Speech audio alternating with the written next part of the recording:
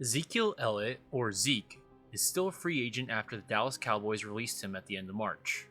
Recently, the Patriots have been named as a potential landing spot for Zeke, who is moving closer to the 10,000-yard career rushing mark. I made a video back in May explaining why I think Zeke was actually a good fit for the Patriots if they could get him on a favorable contract.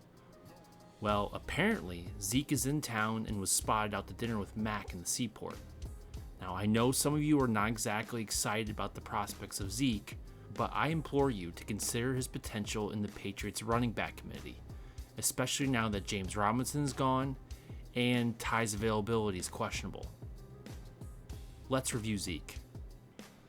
Elliott was drafted by the Dallas Cowboys 4th overall in the 2016 NFL Draft. In 7 seasons with the Cowboys, he was a 3-time Pro Bowler, 2-time All-Pro, and led the league in rushing in 2016 and 2018, and is one of the most complete backs since Adrian Peterson and even Edgerrin James. Zeke is a premier 3-down back that has a rare combination of size, athleticism, pass catching, and blocking skills, and is one of the most productive backs since entering the league. Taking a look at his measurables, Zeke is just under 6 foot. He's roughly 225 pounds. His arm length is a little bit over 31 inches. His hands are over 10 inches. His 40-yard at the combine was 4.47. His 10-yard split was a 1.5. 20-yard was a 2.62. His vert was 32.5 inches. His broad jump was 9'10". Despite the current narrative, over the past 2 seasons, Zeke has actually had decent production.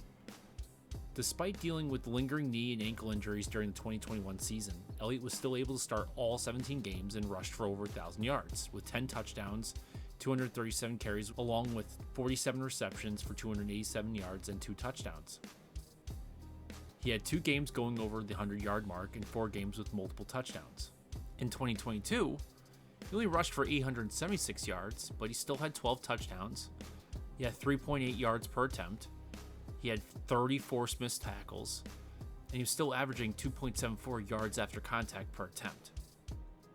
In terms of receiving, his targets were down to 23 for the season, and he pulled in less than 100 yards. The big concern is really Zeke's injury history, which has been notable, yet he hasn't really missed a lot of games. During his tenure at the Cowboys, the player is most susceptible to knee injuries. He had knee strain in 2016 and 2021. And then he had an MCL strain last year on October 23rd, which forced him to miss 2 games. During the 2021 season, Elliott played through a partially torn PCL for most of the season, yet he still tried eking out 50 yards a game for the last 12 games. Now, unfortunately, Zeke playing through all these injuries meant that he wasn't getting the proper recovery, which might be the reason why we see this physical decline. So if Zeke was really looking to come back, it'd probably be in some sort of support backup role. Why would the Patriots want Zeke? Well, first, we need to protect our 2 most important assets on offense, Rhamondre and Mac.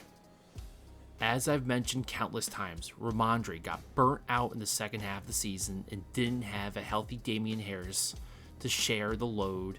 Plus, Ty Montgomery was out in the first game. The rookies Pierre Strong and Kevin Harris were able to contribute, but it was here and there.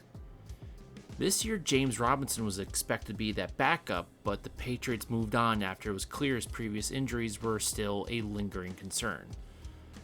Then, Ty just got injured in camp with an apparent hamstring injury, but we don't know what the damage is.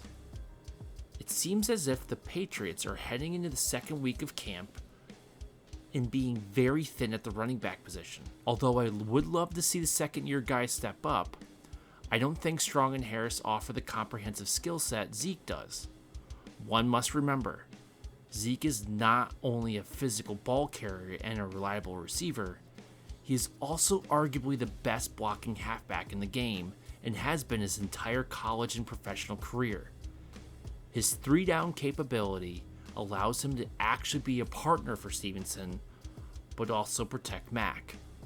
The offensive line is a major concern this year, and Zeke could save Mac from getting crushed this season. Another point to consider is Zeke's running style and abilities. Zeke is great for digging out short yardage gains, which I pointed out in my Part 1 video fixing the offense, was one of the biggest issues for the Patriots last season. third down rushing and goal line. When the Patriots needed those 2 to 3 yards for a conversion or a TD, they failed last year. Zeke could help there. He's still one of the best yards after contact rushers and had 0 fumbles last year. Lastly, bringing in a better name like Zeke to camp should generate a decent amount of buzz and should bring some attention to what is going on in Foxboro. Now, I must reiterate something that I had said in my last Zeke video. I have been in favor of bringing Zeke in for the reasons I just stated, but the contract has to be extremely favorable for the Patriots. But I think there should be plenty of performance incentives as well as playtime bonuses and other ways for Zeke to earn some cash. I know the NFL is attempting to devalue running backs, but I, for one, see the value as a rusher, pass catcher, and a pass blocker. Besides the quarterback, no one else is more vital to the offense than a solid 3-down back. I hope the Patriots see the guys like Ramondre, Zeke, and Fournette are critical to their offense. I think we might see Zeke have that chance in Foxboro this year, sooner than later. So, what do you guys think about Zeke being in town?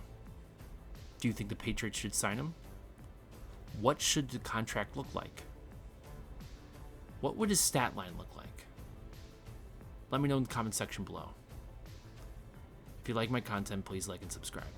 As always, thanks for watching.